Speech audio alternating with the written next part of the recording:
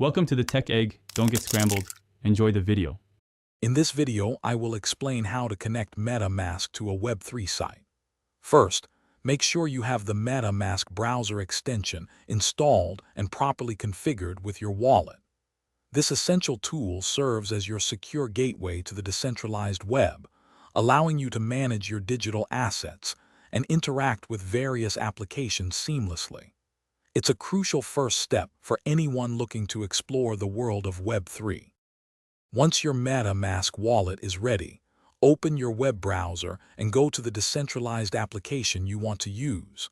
On most Web3 sites, you'll find a prominent button, often labeled Connect Wallet or Connect MetaMask, usually located in the top right corner. Clicking this button will trigger a pop-up from your MetaMask extension, initiating the connection process. After clicking Connect Wallet, a MetaMask pop-up will appear, asking for your permission to connect to the site. It's very important to carefully review the permissions requested by the application. Next, you'll select which of your MetaMask accounts you want to link.